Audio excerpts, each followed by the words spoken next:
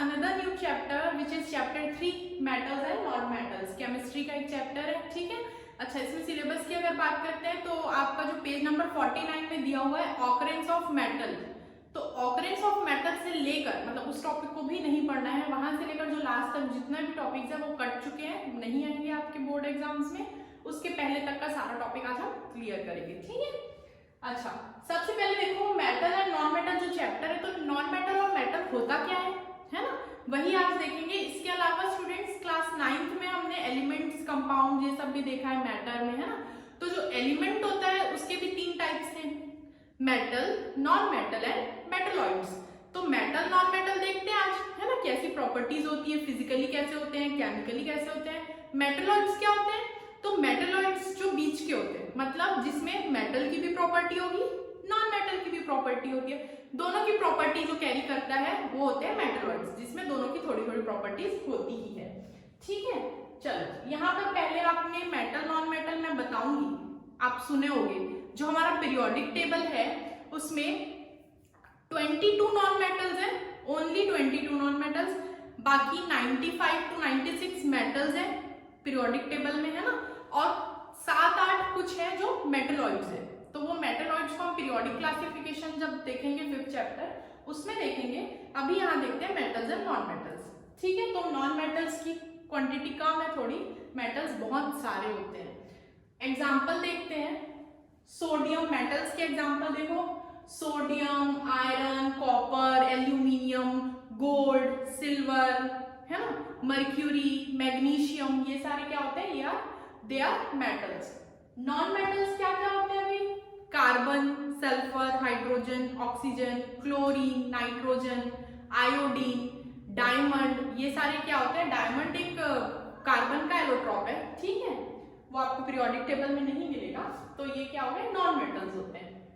अब हम इन दोनों को डिफरेंस के बेस में देखेंगे, आपका चैप्टर बहुत इजीली कवर हो जाएगा, एकदम इजी है, कुछ नहीं है, बस आपको एक साइड का पॉइंट याद रखोगे, दूसरे साइड का आपको ऑपोजिट ही है, याद हो जाएगा।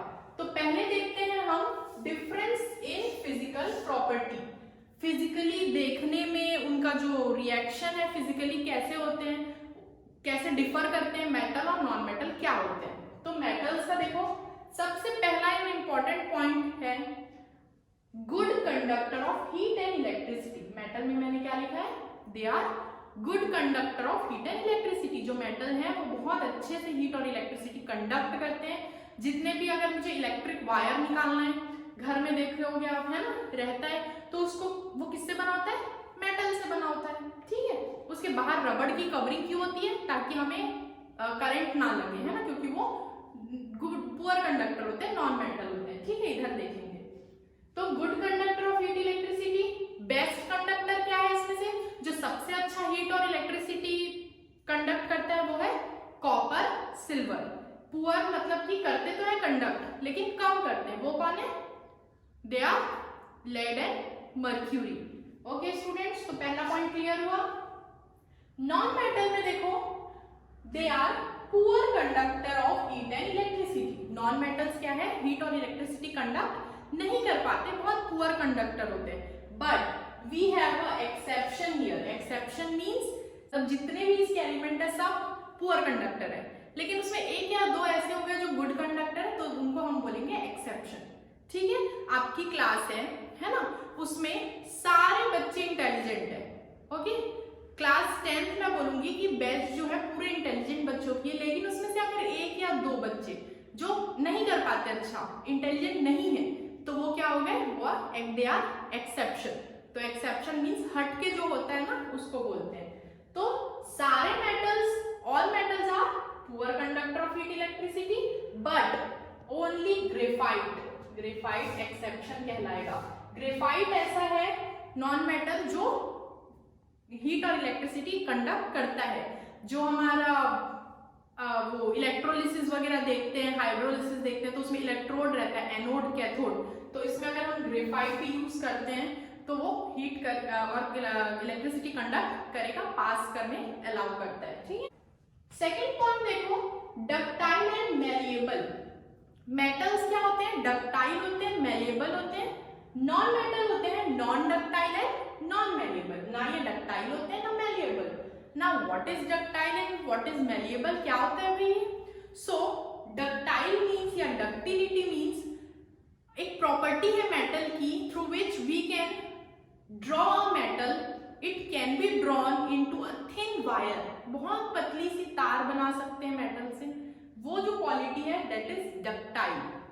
अगर जैसे कि बेस्ट डक्टिलिटी या मोस्ट डक्टाइल मेटल बोलूंगी तो गोल्ड, सिल्वर। आप ज्वेलरी शॉप में जाते हैं, हमारा जो ज्वेलरी है उसमें कितने पतले पतले सोने की तार होती है, हम नोज पिन पहनते हैं, इयर रिंग्स पहनते हैं, बहुत पतले पतले थिन वायर से बना होता है। तो वो जो मेटल है उसमें क्वालिटी है, 1 ग्राम सोने से मैं 2 किलोमीटर लंबी तार बना सकती हूँ। बहुत स्ट्रेंज और बहुत अच्छी क्वालिटी है ये, है ना, शॉकिंग है मेटल का।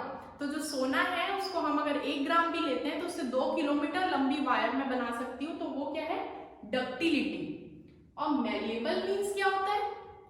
It can be beaten into a thin sheet, बहुत पतली सी शीट में उसको हम कन्वर्ट कर सकते हैं, बना सकते हैं एक मेटल को लेंगे तो, ठीक है। अगर मैं सॉलिड मेटल दे रही हूँ तो उससे बहुत पतली शीट बना सकते हैं, बड़ी सी, तो वो क्वालिटी जो होती है वो मैलिएबिलिटी होती है, मैलिएबल होते हैं। So gold and silver are most ductile and malleable metals.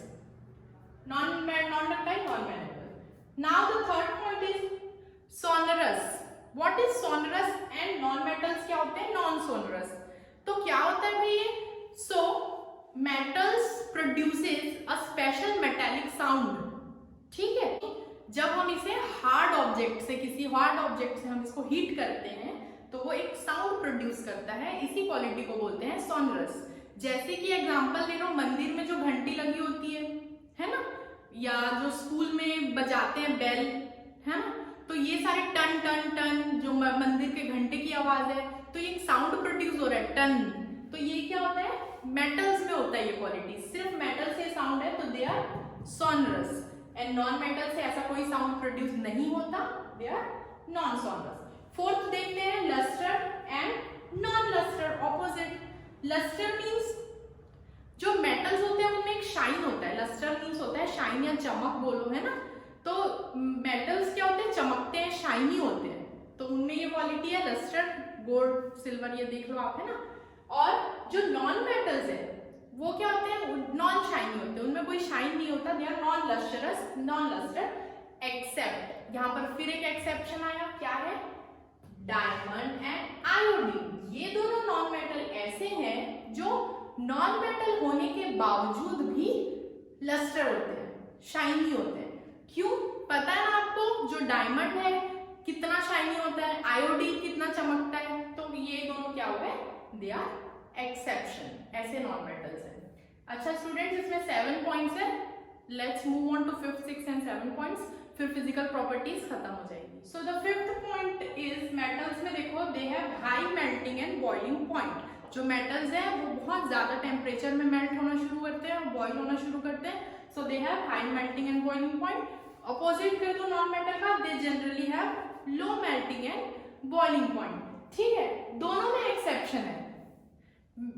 इसमें क्या है? गैलियम एंड सीजियम, ये मेटल्स होके भी दे हैव लो मेल्टिंग, और इतना लो होता है अगर मैं इसको अपने बॉडी टेम्परेचर से भी कम, 37 डिग्री सेल्सियस जो हमारी बॉडी टेम्परेचर है उससे भी कम, तो मैं अगर इसको पाम में रखूंगी अपने हाथ में गैलियम को, तो वो मेल्ट हो जाएगा वहीं पर, है ना। इतना ज्यादा लो रहता है इनका मेल्टिंग एंड बॉइलिंग पॉइंट, तुरंत मेल्ट होना स्टार्ट कर देते हैं, तो they are exception. Non metal में सबके low melting and boiling point होती है, सिवाय किसके? डायमंड की। डायमंड एक ऐसा नॉन मेटल है जिसका जो मेल्टिंग एंड बॉइलिंग पॉइंट है बहुत हाई होता है, ठीक है, क्योंकि बहुत हार्ड होता है वो। नेक्स्ट पॉइंट देखो, मेटल्स होते हैं हार्ड, नॉन मेटल होते हैं ब्रिटल मींस सॉफ्ट, तो हार्ड एंड ब्रिटल। मेटल सारे हार्ड होते हैं सिवाय सोडियम, पोटेशियम, सीजियम, लेड, ये सारे जो होते हैं वो बहुत सॉफ्ट होते हैं, इतने सॉफ्ट होते हैं कि मैं अगर सोडियम को रखूंगी और चाकू से काटूंगी, है ना, तो वो कट जाता है, तो वो जो नाइफ से भी कट जाता है सोडियम, तो इतना सॉफ्ट होता है, ठीक है। बाकी सारे मेटल्स क्या होते हैं? जनरली हार्ड होते हैं। इनकी प्रॉपर्टी में क्या है? नॉन मेटल सॉफ्ट होते हैं सिवाय किसके? डायमंड के। डायमंड फिर एक एक्सेप्शन है, diamond is the hardest substance in earth, हमारे प्लेनेट में सबसे हार्ड सब्सटेंस क्या है? डायमंड। ठीक है, नेक्स्ट देखो, लास्ट पॉइंट है सॉलिड एट रूम टेम्परेचर। ये जनरली जो इनका अपीयरेंस है ना, इनका जो स्टेट है वो क्या है? सॉलिड स्टेट में रहते हैं, रूम टेम्परेचर में। लेकिन मर्क्यूरी एक ऐसा मेटल है जो लिक्विड में होता है, जो थर्मोमीटर में रहता है ना, टेम्परेचर चेक करते हैं जिससे, उसमें रहता है मर्क्यूरी, तो वो क्या होता है? लिक्विड में होता है। तो वो रूम टेम्परेचर में भी उसका ओरिजिनल फॉर्म क्या है? लिक्विड में पाया जाता है। ठीक है, सो अब मैं रूम टेम्परेचर में बात कर रही हूँ, हम इसको मेल्ट करके सॉलिड बना सकते हैं, सॉरी लिक्विड कर सकते हैं सॉलिड को, बट जनरली रूम टेम्परेचर में जो उनका ओरिजिनल स्टेट है, metals are solid except mercury. Non metals क्या होते हैं? दे जनरली आर सॉलिड्स और गैसेस। ये या तो सॉलिड होंगे, 22 तो नॉन मेटल्स है, उसमें से कुछ सॉलिड होते हैं, कुछ गैस होते हैं, सिर्फ एक होता है जो लिक्विड होता है, which is bromine. So except bromine which is liquid. जो ब्रोमीन है वो क्या होता है? लिक्विड स्टेट में। बाकी सारे नॉन मेटल्स या तो गैस होंगे जैसे ऑक्सीजन, हाइड्रोजन, नाइट्रोजन, या सॉलिड होंगे sulphur, carbon, phosphorus. Okay students, तो ये कुछ फिजिकल प्रॉपर्टीज थी मेटल और नॉन मेटल समझने के लिए, दोनों अलग कैसे होते। तो students let's move on to chemical properties. इसको समझने के लिए कुछ एग्जांपल्स आप याद रखेंगे, उसके बेस पे हम देखते हैं। जैसे metals, sodium, magnesium, aluminium. Sodium का क्या होता है? इलेक्ट्रॉनिक कॉन्फ़िगरेशन 281, मैग्नीशियम का इलेक्ट्रॉनिक कॉन्फ़िगरेशन 282, एल्यूमिनियम का 283, है ना। इलेक्ट्रॉनिक कॉन्फ़िगरेशन क्या होता है? तो इलेक्ट्रॉनिक कॉन्फ़िगरेशन अगर आपको नहीं पता है तो आप मुझे पूछिएगा, मैं उसके लिए भी एक वीडियो बना लेंगे, है ना।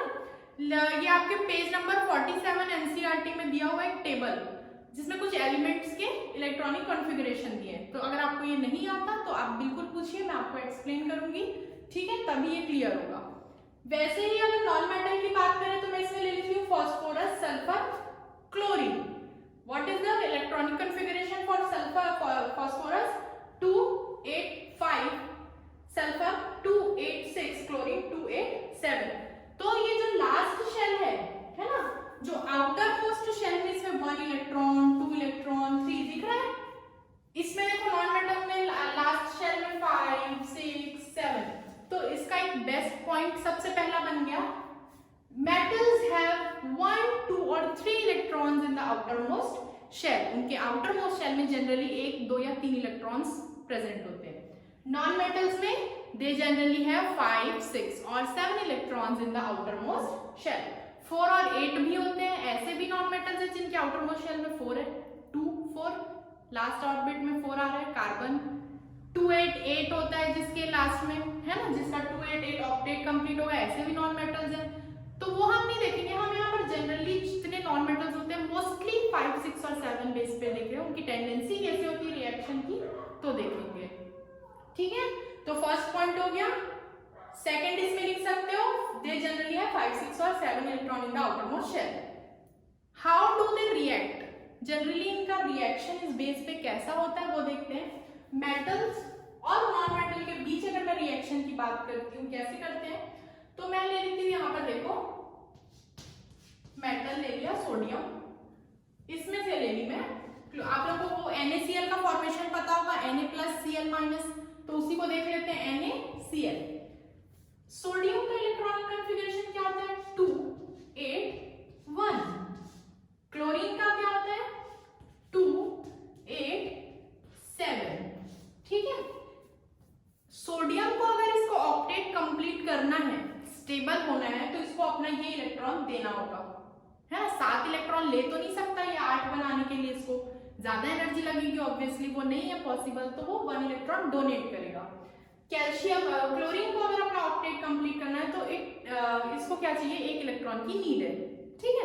तो ये इलेक्ट्रॉन क्या करेगा? एक्सेप्ट करेगा, लेगा। तो इन दोनों का फॉर्मेशन कैसे होता है? जो सोडियम NaCl का फॉर्मेशन देख रहे हैं ना, NaCl जो कंपाउंड है वो कैसे बनता है, तो जो सोडियम है वो अपना 1 इलेक्ट्रॉन क्लोरीन को दे देता है, ठीक है। सोडियम अपना 1 इलेक्ट्रॉन किसको दे दिया? क्लोरीन को दे दिया। तो सोडियम क्या हो गया? 28, क्लोरीन क्या बन गया? 288। दोनों ऐसे रिएक्ट करते हैं आपस में और ये बनाते हैं सोडियम क्लोराइड। सोडियम क्लोराइड का फॉर्मेशन होता है। जब ये ऐसा इलेक्ट्रॉन पास किया दिया तो ये बन जाता है अपना कैटायन बना लेता है, सोडियम आयन, है ना, और ये अपना क्लोरीन जो है वो क्लोरीन एनायन बना लेता है। ठीक है, इसका कैटायन फॉर्म हुआ, प्लस चार्ज, इसने अपना एक इलेक्ट्रॉन डोनेट किया, क्लोरीन ने एक्सेप्ट किया तो इसका एनायन बन गया, क्लोरीन का क्या बन गया, Cl माइनस, तो ये Na प्लस Cl माइनस बन के मिलते हैं और बनाते हैं NaCl। ठीक है, एक और एग्जांपल देख लो यहाँ पर, जैसे मैं मेटल में लेती हूँ Mg और नॉन मेटल्स में मैंने ले लिया ऑक्सीजन। ठीक है, ऑक्सीजन का कितना होता है इलेक्ट्रॉनिक कॉन्फ़िगरेशन 2 6 और मैग्नीशियम का क्या होता है 2 8 2। तो मैग्नीशियम और ऑक्सीजन मैग्नीशियम ऑक्साइड कैसे फॉर्म करेंगे, ये अपना 2 इलेक्ट्रॉन क्या करेगा, ये जो आउटर मोस्ट ऑर्बिट का 2 इलेक्ट्रॉन है वो ऑक्सीजन को दे देगा और इसका भी कंप्लीट हो जाएगा, 2 मिलने के बाद ये 2 8 बन गया, इसका ऑक्टेट कंप्लीट 2 8 ये भी बन गया, इसका भी ऑक्टेट कंप्लीट, तो दोनों का ऑक्टेट भी कंप्लीट हो गया, स्टेबल हो गया और दोनों एक कंपाउंड फॉर्म करिए MgO। तो ऐसे फॉर्मेशन होता है। ठीक है, तो यहाँ पर आपको क्या समझ आ रहा है, जो मेटल्स होते हैं वो क्या कर रहे हैं, इलेक्ट्रॉन देने का काम कर रहे हैं, यहाँ पर भी यहाँ पर भी, है ना। तो इसमें आप लिख सकते हो दे आर इलेक्ट्रॉन डोनर्स। ठीक है, इलेक्ट्रॉन डोनर्स होते हैं, एंड इसमें लिख सकते हो, ये मैं रब कर रही हूं, आप नोट कर लेंगे कॉपी में इसको समझने के लिए। सो दे आर इलेक्ट्रॉन एक्सेप्टर। जो मेटल्स है वो जनरली अपना जो 1 2 और 3 इलेक्ट्रॉन है वो दे देते हैं, डोनेट कर देते हैं कंपाउंड फॉर्मेशन के टाइम, नॉन मेटल्स उनसे लेते हैं, तो they are electron acceptors and they are donors. इससे थर्ड पॉइंट क्या बन जाएगा, आपने देखा इलेक्ट्रॉन सोडियम ने अगर डोनेट किया तो उसमें प्लस चार्ज आ गया, तो मेटल जो है वो क्या होते हैं, इलेक्ट्रो पॉजिटिव एलिमेंट होते हैं। क्या होते हैं, इलेक्ट्रो पॉजिटिव एलिमेंट्स। और जो नॉन मेटल्स है उसने क्या किया, क्लोरीन ने एक्सेप्ट किया तो उसमें ऑक्सीजन ने एक्सेप्ट किया तो उसमें माइनस या 2 माइनस चार्ज आ गया, तो ये क्या होते हैं, जनरली इलेक्ट्रो नेगेटिव होते हैं। ये होते हैं जो नॉन मेटल्स, वो इलेक्ट्रो नेगेटिव एलिमेंट्स हैं। ठीक है, फिर फोर्थ पॉइंट भी उसी से बन जाएगा, वेरी इजी। सोडियम ने इलेक्ट्रॉन डोनेट किया, प्लस चार्ज आया, कैटायन फॉर्म हुआ, उसमें एनायन, सो लिख सकते हो आप कि दे फॉर्म कैटायंस। ठीक है, एंड इसमें लिख सकते हो दे फॉर्म, ये क्या बनाते हैं, माइनस चार्ज लेके एनायंस। ओके स्टूडेंट्स, तो ये 4 पॉइंट्स है। उसके बाद एक फिफ्थ पॉइंट है, वो देखते हैं।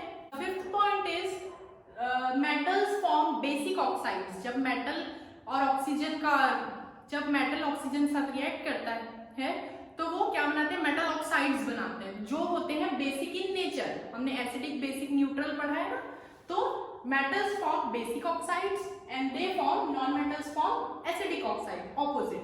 ठीक है, कैसे, तो इसको हम एग्जांपल से समझेंगे। ठीक है, जैसे कि बेसिक ऑक्साइड्स Na2O, ठीक है, MgO, ये सारे हो गए। ठीक है, और इसमें देख लो एसिडिक ऑक्साइड्स कैसे, एग्जांपल में CO2 कार्बन जो नॉन मेटल है उसका ऑक्साइड क्या है, कार्बन डाइऑक्साइड। सल्फर जो नॉन मेटल है उसका oxide sulphur dioxide. Nitrogen NO2 nitrogen dioxide. ठीक है, तो ये अपने ऑक्साइड्स जो है वो एसिडिक है और ये बेसिक। कैसे पता चल रहा है मैम बोलोगे, अगर आप ये बेसिक और एसिडिक कैसे है, तो देखो हम अगर इसको केमिकल नेचर अगर टेस्ट करना है इसका, तो इसमें हम क्या करेंगे, इसको हम वाटर में मिक्स कर देंगे। ठीक है, अगर मेरे को इसको केमिकल नेचर पता करना है तो आई विल मिक्स वाटर, या रिएक्ट करेंगे इसको H2O के साथ, इसका रिएक्शन कराएंगे तो हमें इसका बेसिक है कि ऑक्साइड एसिडिक पता चलेगा। अगर Na2O जो मेटल ऑक्साइड है उसको मैं वाटर से रिएक्ट करूंगी, आई विल गेट NaOH। अगर MgO को मैं वाटर से रिएक्ट करूंगी, आई विल गेट MgOH2। ठीक है, अगर मैं कैल्शियम ऑक्साइड CO को रिएक्ट करूंगी प्लस H2O, इसका भी नेचर पता चल जाएगा, ये बेसिक है COH2, ठीक है। तो देखो यहाँ पर जितने भी ऑक्साइड्स हैं, अगर मुझे इसको पता करना है बेसिक है कि एसिडिक, तो मैंने इसमें वाटर मिक्स किया, वाटर से रिएक्ट करके ये बेस बनाते हैं। एसिड और बेस पढ़ा है ना हमने, तो देखो OH हाइड्रोक्साइड आयन देंगे, OH माइनस आयन फॉर्म करेंगे, और OH minus ion means base, NaOH sodium hydroxide, magnesium hydroxide, ये सारे बेस के एग्जांपल है। तो ये फॉर्म क्या करते हैं, मेटल्स जो है वो, जो Na, Mg, Ca, ये सारे मेटल्स बेसिक ऑक्साइड फॉर्म करते हैं, ये है बेसिक ऑक्साइड्स। एसिडिक ऑक्साइड कौन फॉर्म करता है, नॉन मेटल्स। इसका भी नेचर पता कर लेते हैं, कंफर्मेशन कर लेते हैं एसिड है कि नहीं। तो इसको भी मैं क्या करूंगी, H2O में रिएक्ट करूंगी। आप इसको प्लस H2O करके लिखेंगे, ठीक है। तो अगर मैं इसको रिएक्ट करूंगी, व्हाट विल आई गेट, अगर CO2 को H2O के साथ रिएक्ट करूंगी तो H2CO3, सल्फर वाला H2SO4, sulphuric acid, HNO3, nitric acid. तो देखो यहाँ एसिड्स मिल रहे हैं, है ना, तो ये क्या है, एसिडिक ऑक्साइड्स है। तो ये क्लियर हो गया, metal and non metal they form basic oxides and they form acidic oxides. Students यहाँ तक था इसका डिफरेंस वाला बेस पे point, chemical and physical property. Next class में मैं आपको बताऊंगी how do they react, reaction of metals पढ़े, जो मेटल्स हैं वो वाटर, एसिड, एयर, ये सब में कैसे रिएक्ट करते हैं, ठीक है। तो नेक्स्ट क्लास में देखते हैं।